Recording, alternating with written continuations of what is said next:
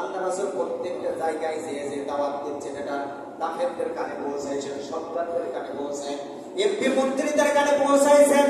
এই জন্য তাদের পক্ষ থেকে আল্লাহ রাসূলের কাছে একটা পানি আসলো, হে মুহাম্মদ সাল্লাল্লাহু আলাইহি সাল্লাম, আপনার উপরে যে ওহী অবতীর্ণ হয় এই ওহীটা বন্ধ রাখেন, এইটা মানুষের কাছে দাওয়াত পৌঁছানোর দরকার নাই।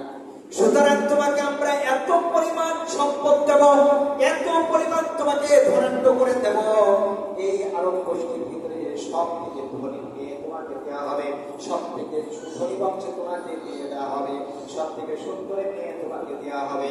এই জন্য যত রকম সুযোগ সুবিধা তোমাকে দেওয়া হয়, সরকারি বাড়ি দেবে, সরকারি গাড়ি দেবে, টাকা পয়সা দিয়ে তোমার মনটা সব সময় আমরা আনন্দ করতে রাখবো।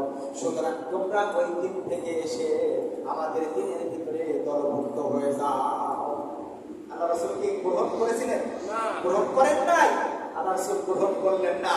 আল্লাহ রাসূল ওটাকে বাদ দিয়ে দিলেন, বললেন না, আমার জীবন যতদিন আছে ততদিন পর্যন্ত কোরআনের রাজ কায়েম না করা পর্যন্ত আমি মুহাম্মদ সাল্লাল্লাহু আলাইহি সাল্লাম থামবো না, থামবো না, থামবো না।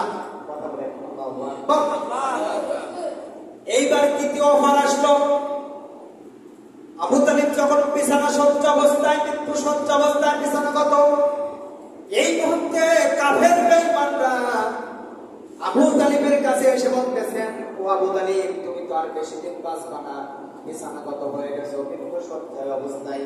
সুতরাং তোমাদের কাছে আমরা একটা দাবি রাখতে চাই।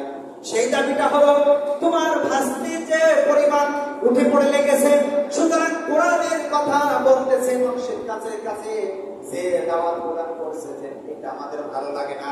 সুতরাং তুমি বেঁচে থাকার কালে একটা বিহিত করে যাবা, আপোষ করে যাবা।